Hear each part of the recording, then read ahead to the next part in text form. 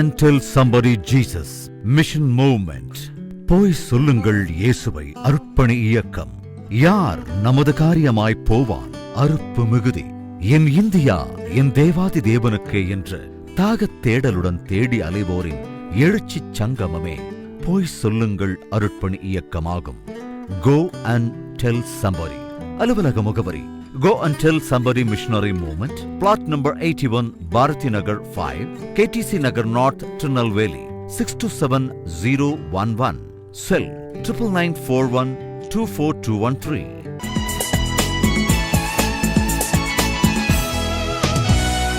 தேனினி மயிலும் இயேசுவின் நாமம் திவ்ய மதுரமாமே, அதை தேடியே நாடி ஓடியே வருவி திருச்சபையானோரே. தேனினி மயிலும் இயேசுவின் நாமம் திவ்ய மதுரமாமே.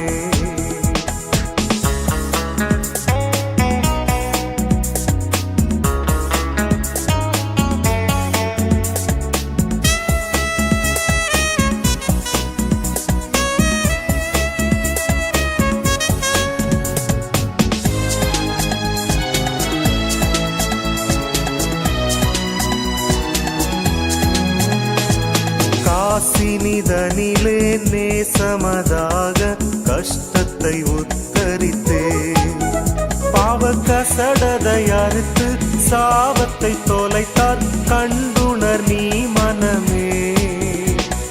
தேனினி மயிலும் இயேசுவின் நாமம் திவ்ய மதுரமாமே.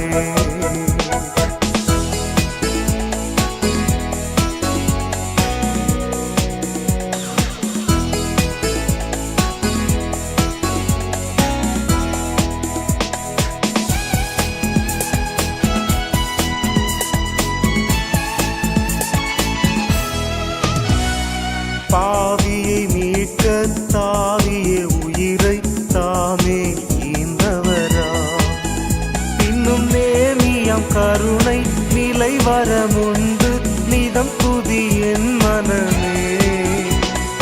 தேனினி மயிலும் இயேசுவின் நாமம் திவ்ய மதுரமாமே.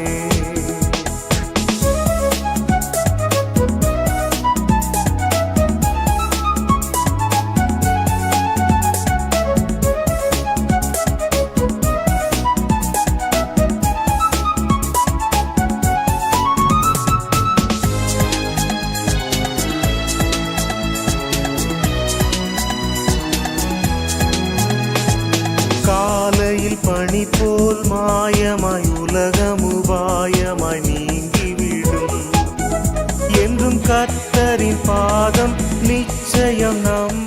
கர்த்தரின் பிரதான கட்டளையை சிரமேற்கொண்டு இதுவரை இந்திய தேசத்தின் சேவை தேவை மிக்க வட இந்திய மாநிலங்களில் பணி நடைபெற்று வருகிறது.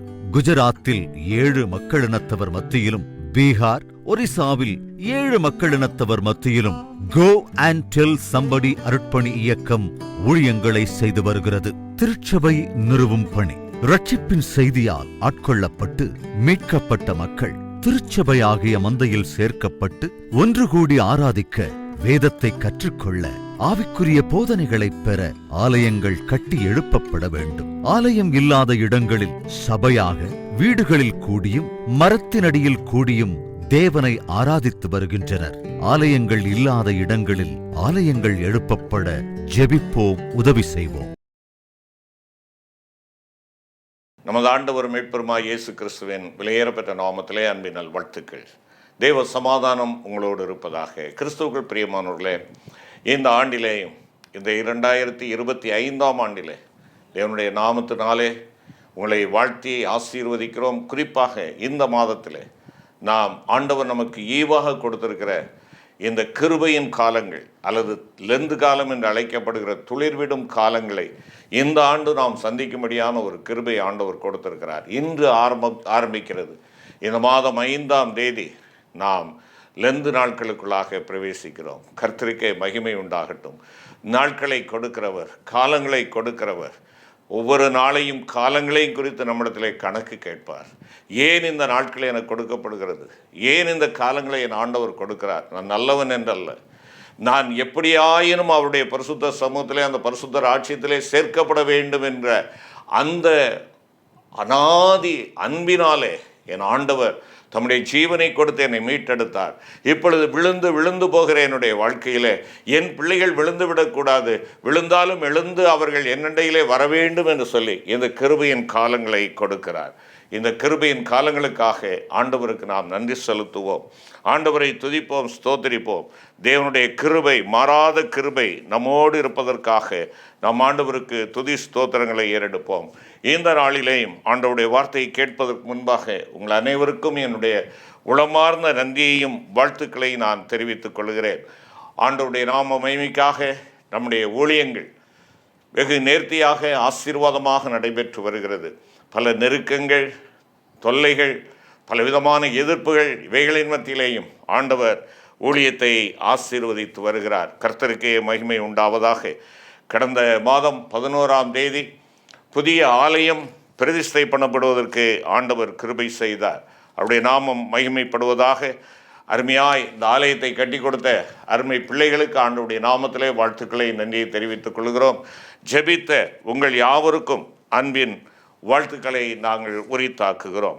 அருமையானவர்களே, தொடர்ந்து நம்முடைய ஊழியங்களுக்காக ஜெபியுங்கள். ஊழியத்தின் தேவைகள் சந்திக்கப்பட ஜெபியுங்கள்.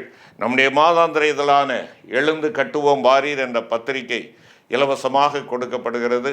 அதை நீங்கள் பெற்று நீங்கள் வாசித்து பயனடையவும் எங்களுக்காக ஜெபிக்கவும் உங்களை தயவாய் கேட்டுக்கொள்கிறோம். இது வேண்டும் என்பவர்கள் உங்களுடைய முகவரியை நீங்கள் எங்களுக்கு தெரிவிக்குமாறு அன்போடு கேட்டுக்கொள்கிறோம். அருமையான கர்த்தருடைய பிள்ளைகளே, ஆண்டவருடைய வார்த்தையை கேட்கும் முன்பாக ஒரு நிமிடம் தலை தாழ்த்தி கர்த்தரை நோக்கி ஜெபிப்போம். கிருபை இரக்கம் நிறைந்த தகப்பனே, இந்த நல்ல வேளைக்காக நன்றியோடு உம்மை துதிக்கிறோம் ஐயா, ஸ்தோத்திரிக்கிறோம்.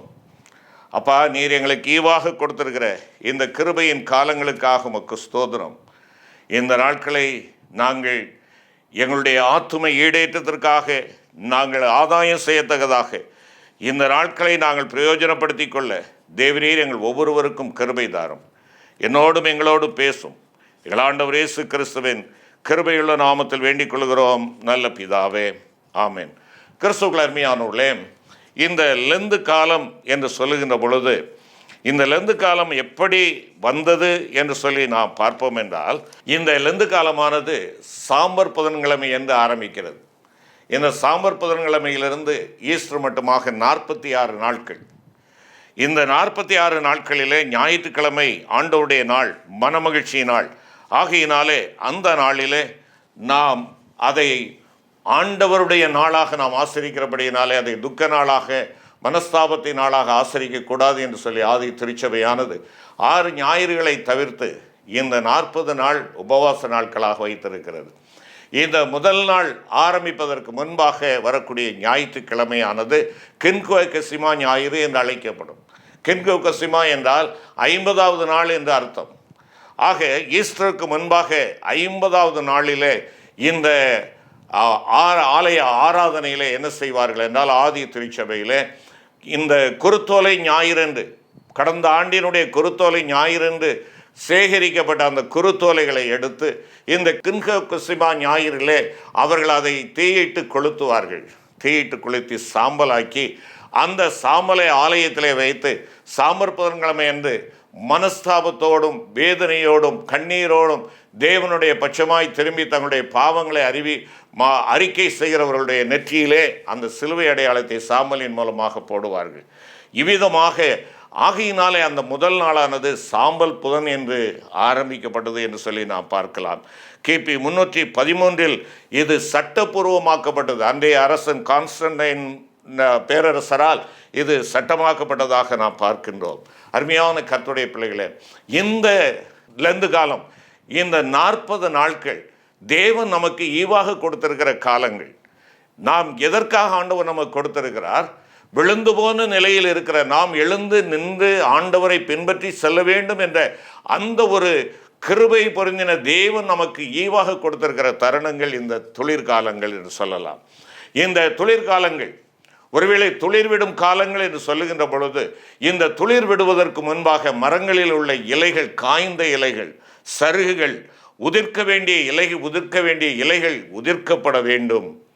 அருமையான கர்த்தருடைய பிள்ளைகளே, பரிசுத்த லூக்கா எழுதின சுவிசேஷம் 22ஆம் அதிகாரத்திலே 61 மற்றும் 62ஆம் வசனங்களை நாம் பார்ப்போம் என்றால், பரிசுத்த லூக்கா 22ஆம் அதிகாரம் 61 பின்பாகம் மற்றும் 62ஆம் வசனம். கர்த்தர் தன்னிடத்தில் சொன்ன வசனத்தை உடனே பேதுரு நினைவு கூர்ந்து வெளியே போய் மனங்கசந்து அழுதான். அருமையான கர்த்தருடைய பிள்ளைகளே, துளிர்காலம் துளிர் விடுவதற்கு முன்பாக உதிர்க்கப்பட வேண்டிய சில இலைகளை பேதுரு தன்னுடைய வாழ்க்கையிலே, தன்னுடைய காரியங்களை ஆண்டவருடைய சமூகத்திலே உதிர்த்தார் என்று சொல்லி நாம் பார்க்கலாம். ஆண்டவர் அவனை பார்த்து சொல்லுகிறார், நீ குணப்பட்ட பின்பு உன் சகோதரரை ஸ்திரப்படுத்து என்பதாக 31 மற்றும் 32வது வசனத்திலே குறிப்பிடுகிறார். பின்னும் கர்த்தர், சீமோனே சீமோனே, இதோ கோதுமையை சுளகினால் புடைக்கிறது போல சாத்தான் உங்களை புடைக்கிறதற்கு உத்தரவு கேட்டுக்கொண்டான். நானோ உன் விசுவாசம் ஒழிந்து போகாதபடிக்கு உனக்காக வேண்டிக் கொண்டேன். நீ குணப்பட்ட பின்பு உன் சகோதரரை ஸ்திரப்படுத்து என்பதாக சொல்லுகிறார். அருமையான கர்த்தருடைய பிள்ளைகளே, இங்கே நீ குணப்பட்ட பின்பு, அப்படி என்றால் தேவனோடு இணைக்கப்பட்டிருந்த பேதுரு குணமடையாதவனாக, இல்லை என்றால் பாவ பலவீனம் அடைந்தவனாக அவன் இருக்கிறான் என்பதைத்தான் அந்த வார்த்தையானது நமக்கு சுட்டி காட்டுகிறது. அவனுடைய வாழ்க்கையிலே அவன் சில காரியங்களை தனக்கென்று வைத்து பிடித்து கொண்டிருக்கிற காரியங்களை உதிர்க்க வேண்டும் என்று சொல்லி ஆண்டவர் சொல்லுகிறார். எனவே தான் இங்கே சொல்லுகிறார், முதலாவது நீ என்ன செய், உன்னை நீ என்ன செய்து கொள், நீ உன்னில் உன்னுடைய காரியங்களிலே நீ குணப்பட்ட பின்பாக உன்னுடைய சகோதரரை நீ குணப்படுவதற்கு நீ வகை தேடு என்பதாக குறிப்பிடுகிறார். அருமையான தெய்வத்தின் பிள்ளைகளே, இங்கே நாம் பேதுருடைய வாழ்க்கையிலே பார்க்கின்ற பொழுது அவன் வெறுத்து விட வேண்டிய சில காரியங்கள், இல்லை என்றால் அவன் உதிர்க்க வேண்டிய சில காரியங்களை குறித்து இங்கே பார்க்கிறோம். இந்த லெந்து காலங்களிலே நீங்களும் நானும் நாம் குணப்படுவதற்கு, இல்லை என்றால் துளிர் விடுவதற்கு, புதிய அத்தியாயம் தொடங்குவதற்கு, நம்முடைய வாழ்க்கையிலே ஒட்டி கொண்டிருக்கிற அசுத்தங்கள், அசுசிகள், உதிர்க்க வேண்டிய இலைதலைகள், உதிர்க்க வேண்டிய குணாதிசயங்கள், உதிர்க்க வேண்டிய வாயின் வார்த்தைகள், உதிர்க்க வேண்டிய செயல்பாடுகள், இவைகளை எல்லாம் நாம் உதிர்த்து தேவனை மகிமைப்படுத்த வேண்டும். அதற்காக இந்த காலங்கள் கொடுக்கப்பட்டிருக்கிறது. ஏதோ உபவாசம் என்று சொல்லுகின்ற பொழுது, நான் ஒருவேளை ஆகாரத்தை நான் ஒதுக்கிவிட்டேன், நான் உபவாசம் என்று சொல்லி தாடி வளர்த்து கொண்டிருப்பதும், தலையில் எண்ணெய் தேய்க்காமல் இருப்பதும், ஒருவேளை இந்த 40 நாட்களிலே புகையிலை வசுகள், இல்லை என்றால் புகை போடுவது, இல்லை என்றால் மதுபானம் அருந்துவது, இப்படிப்பட்ட காரியங்களை ஒதுக்கி வைப்பது மாத்திரமல்ல, ஆண்டவர் அவருடைய பாதத்திலே நீயும் நானும் அமர்ந்து என்னிடத்திலே காணப்படுகிற பலவீனங்கள், என்னிடத்திலே காணப்படுகிற அசுசிகள், நான் உதிர்க்க வேண்டிய காரியங்கள் எவை என்று என ஆண்டவர் சுட்டி காட்டுகிறாரோ அந்த காரியங்களிலிருந்து நான் விடுபட்டு அவைகளை உதிர்த்து புது வாழ்வுக்குள்ளாக, ஒரு புதிய அத்தியாயத்திற்குள்ளாக நான் வர வேண்டும் என்று சொல்லி ஆண்டவர் விரும்புகிறார். மெய்யான கர்த்தருடைய பிள்ளைகளே, இங்கே பேதுருனுடைய வாழ்க்கையை பார்ப்போம் என்றால் அவன் தன்னை குறித்து மிகவும் நம்பிக்கையுடையவனாக இருக்கிறான். His confidence was wrong. அவன் தன்னை குறித்து கொண்டிருந்த அந்த நம்பிக்கையானது தவறானது என்பதை அவன் உணர்ந்து கொள்ளவில்லை. என்னால் முடியும், நான் என்னால் காரியத்தை சாதிப்பேன், நான் எந்த நிலைமையில நான் ஆண்டவரை விட மாட்டேன், நான் ஆண்டவருக்கு பிரீதியாய் ஊழியம் செய்வேன், நான் ஆண்டவரை பற்றி கொண்டிருக்கிறேன். ஆண்டவருடைய பலன் இல்லாமல், பரிசுத்த ஆவியானவருடைய அனுக்கிரகம் இல்லாமல் நீ நானும் எதையும் சாதிக்க முடியாது. ஆகையினாலே இங்கே அவன் ஆண்டவருடைய சமூகத்திலே அவன் எல்லா காரியங்களிலேயும் மனுஷியத்திலே செயல்படுகிறவனாக அவன் அங்கே காணப்படுகிறான். அவனுக்கு ஏராளமான வாய்ப்புகள் வந்தது, ஏராளமான சந்தர்ப்பங்கள் அவனுக்கு வந்தது. ஆனால் அவை எல்லாவற்றிலேயும் அவன் கற்றுக்கொள்ளவில்லை. அவன் தன்னை எந்த இடத்திலே இருக்கிறேன் என்று சொல்லி சீர்தூக்கி பார்க்கவில்லை. தன்னுடைய மனுஷியத்திலே, மாம்சீகத்திலே அவன் செயல்படுகிறவனாக இருந்தான். எனவே தான் தன்னுடைய பட்டயத்தை எடுக்கிறான், அந்த மல்குசனுடைய காதை வெட்டி போடுகிறான். ஆண்டவர் பட்டயத்தை உரையிலே போடு என்பதாக சொல்லுகிறார். பிரியமான கர்த்தருடைய பிள்ளைகளே, இன்றைக்கு என்னுடைய முயற்சி, என்னுடைய காரியங்கள், என்னுடைய செல்ஃப் ரைச்சஸ்னஸ், சுயநீதி. இல்லை என்றால் என் ஆண்டவருக்காக வாழ வேண்டிய நான், ஆண்டவருடைய சித்தத்திற்கு அர்ப்பணிக்க வேண்டிய நான், என்னுடைய சுய சித்தத்தின் பிரகாரமாக செய்து இதுதான் தேவ சித்தம் என்று சொல்லி நான் ஒருவேளை பரப்பிக் கொண்டிருக்கிற அப்படிப்பட்ட ஒரு சூழ்நிலையிலே நான் இருப்பேன் என்றால், என் ஆண்டவர் இந்த நாளிலே அருமையான சகோதர சகோதரி உன்னையும் என்னையும் பார்த்து கேட்கிறார், நீ குணப்பட்டிருக்கிறாயா? நீ குணப்படு, நீ குணப்படு. நீ ஒரு கிறிஸ்தவ குடும்பத்திலே பிறந்ததினால் அல்ல, நீ ஆண்டவருடைய பிள்ளை என்று அழைக்கப்பட்டதினால் அல்ல, நீ ஆண்டவரோடு இருக்கிறாயா, ஆண்டவரோடு இணைப்பிலே நீ இருக்கிறாயா என்பதை நீ அறிந்து கொள். உன்னை குறித்து மேலான எண்ணம் கொள்ளாதே.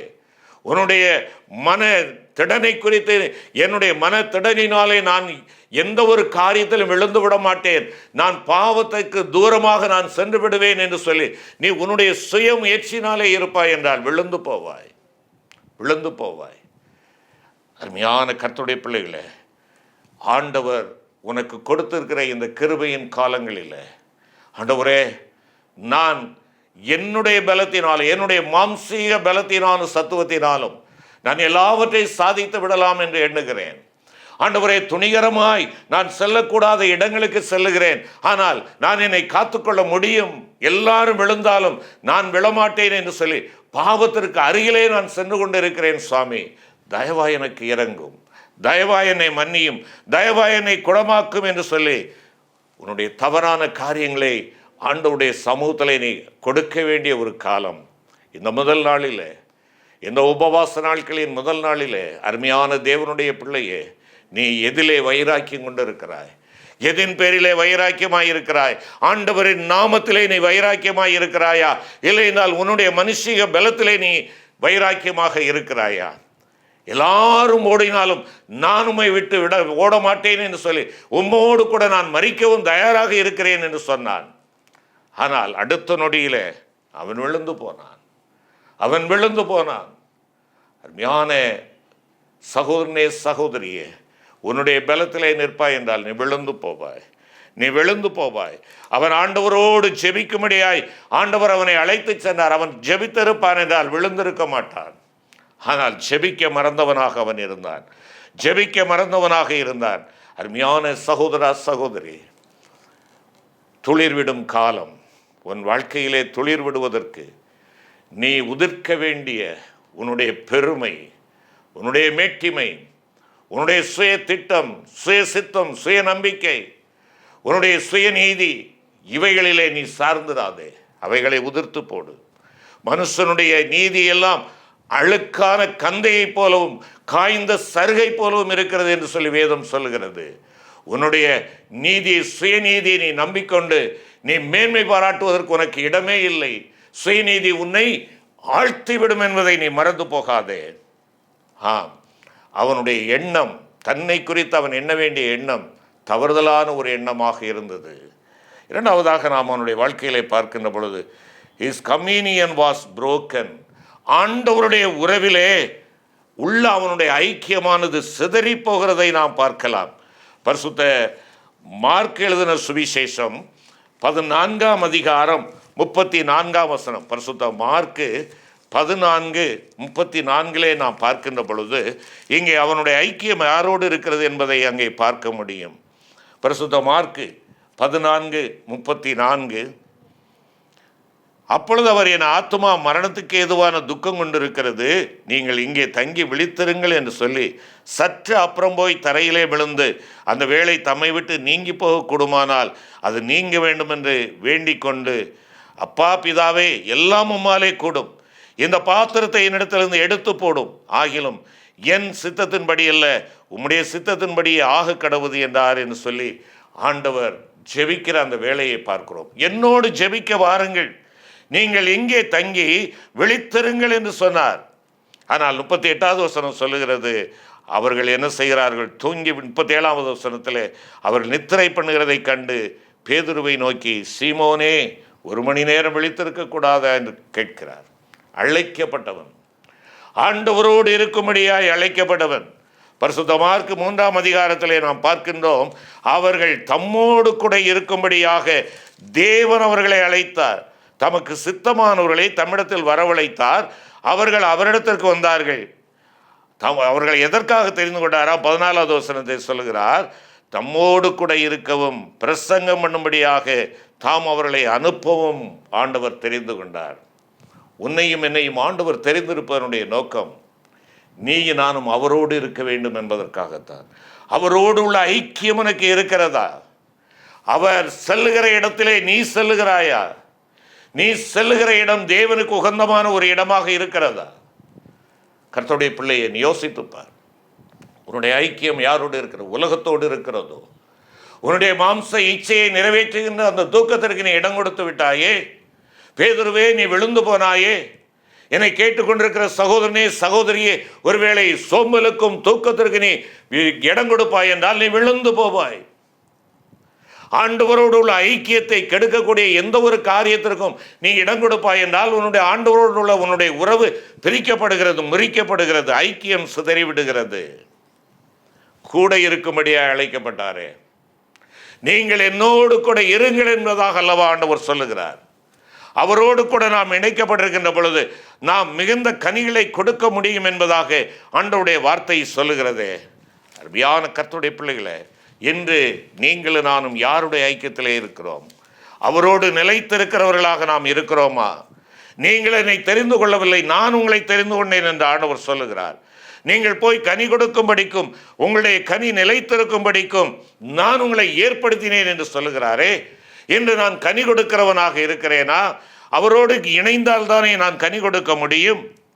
பிரியமானவர்களே, நீங்கள் மிகுந்த கனிகளை கொடுப்பதினால் என் பிதா மகிமைப்படுவார், என்னுடைய சீடர்களாக இருப்பீர்கள் என்று சொல்லுகிறாரே.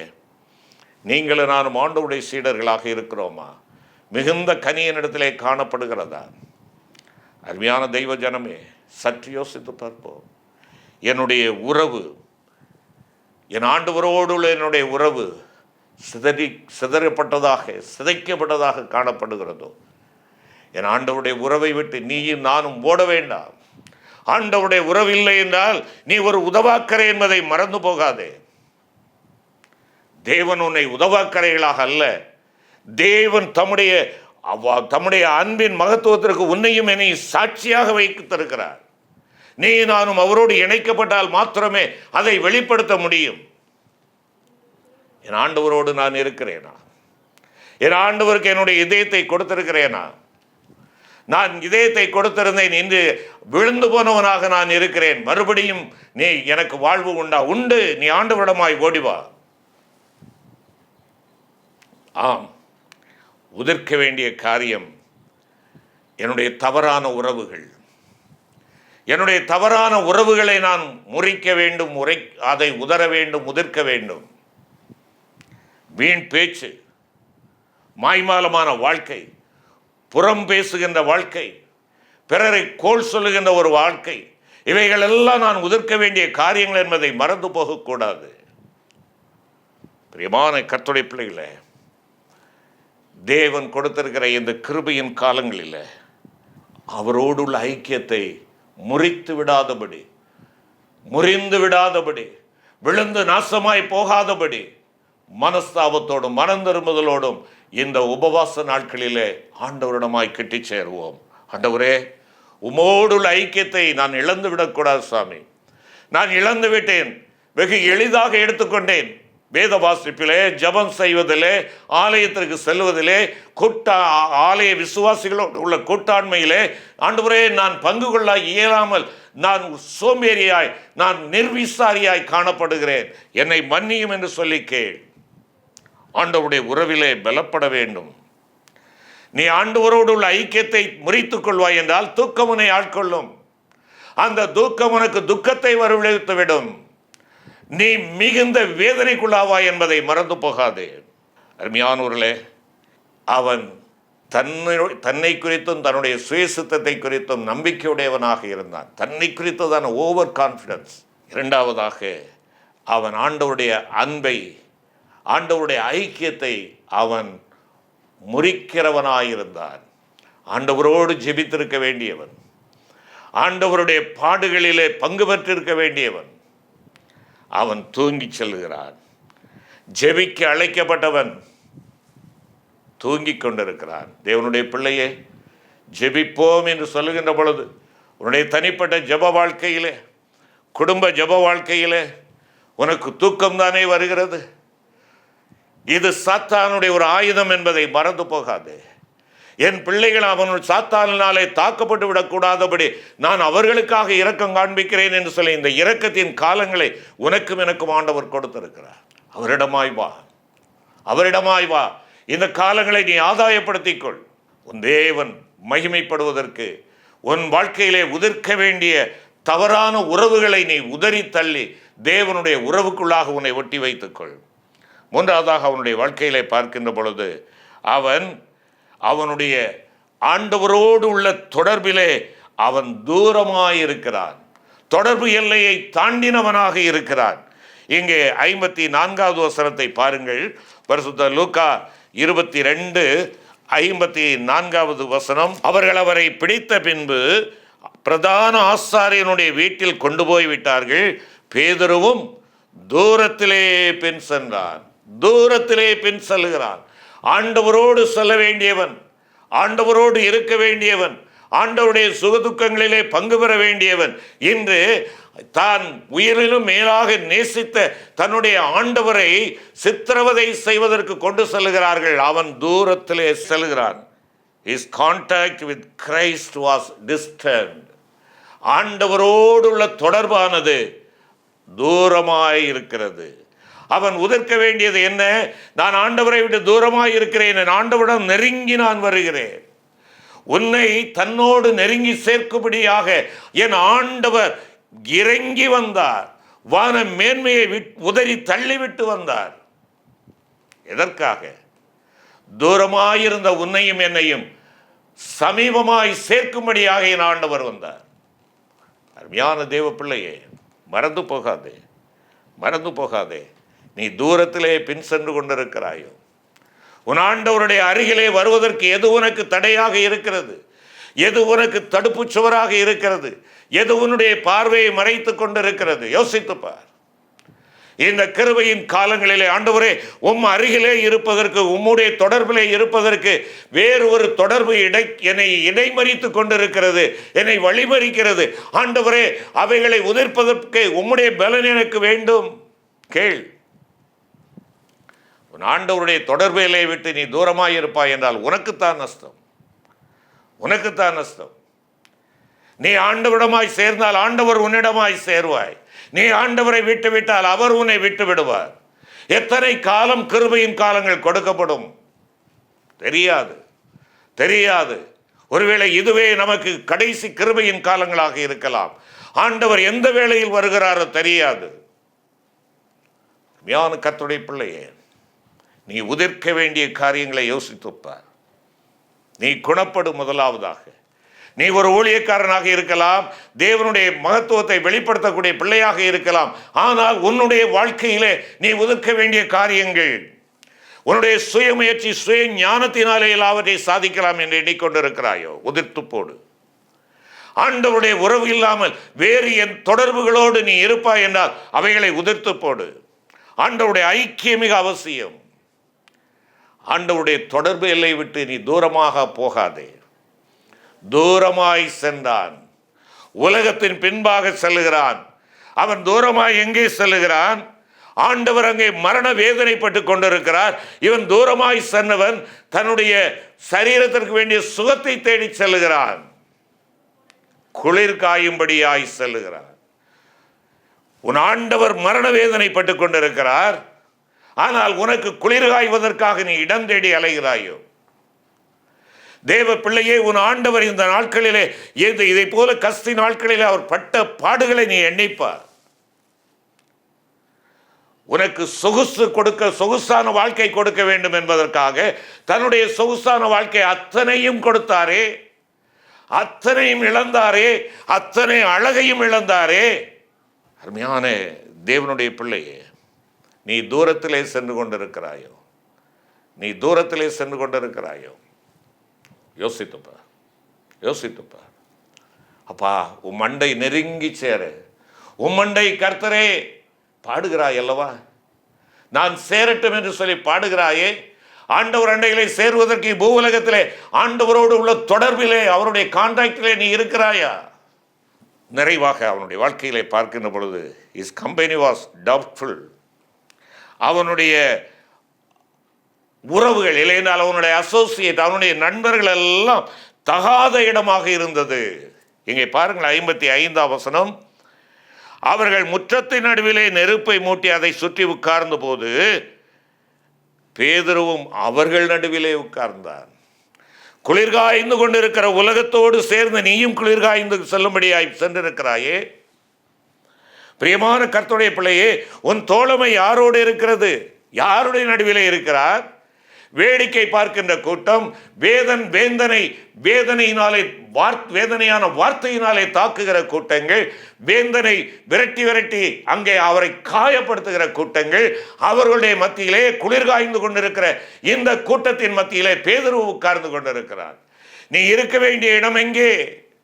உன் ஆண்டவர் அங்கே வாதைப்படுகிறார், அவஸ்தைப்படுகிறார், கசையடிப்படுகிறார், முள்முடி சூட்டப்படுகிறார், ரத்தம் சிந்துகிறார். அவருடைய பார்வையிலே நீ படும்படியாக, உன் முகத்தை பார்த்து அவர் ஆறுதல் அடையும்படியாக நீ நிற்க வேண்டியவன் அல்லவா? ஆனால் நீ குளிர்காய்ந்து கொண்டிருக்கிறாய். சுயநீதியின் பலன் விழுதலில் முடிகிறது என்பதை மறந்து போகக்கூடாது. சுயநீதியின் பலன் அதனுடைய முடிவானது விழுதலாக காணப்படுகிறது. விழுந்து போன நிலைமை. தேவ பிள்ளையே, நிற்கிறேன் என்று எண்ணுகிற தேவனுடைய பிள்ளையே, நீ விழாதபடி எச்சரிக்கையாயிரு. இந்த கிருபையின் காலங்களை அசட்டை பண்ணாதே. கிருபையின் காலங்களை அசட்டை பண்ணாதே. உபவாசம், உபதேசத்திலே வாழ்ந்துரு. தேவனுடைய சமூகத்திலே உன்னை நீ தாழ்த்து. ஆண்டவருடைய ஒத்தாசை உன்னால் ஒன்றும் செய்ய முடியாது. உன்னுடைய மாம்சீகத்தின் மேலே நம்பிக்கை வைக்காதே. தவறான உறவுகளிலே நம்பிக்கை வைக்காதே. ஆண்டவருடைய தொடர்பு எல்லைக்கு தூரமாய் செல்லாதே. ஆண்டவர் விரும்பாத இடத்திலே நீ தங்கி தாபரிக்காதே. செபிப்போம். அன்பின் ஆண்டவரே, இந்த உபவாச நாட்களில் நாங்கள் எங்களுடைய மாம்சீக பலத்தை நம்பாது, ஆண்டவரே, உம்முடைய உறவை இழந்து விடாது, உமக்கு தூரமாய் சென்று விடாது,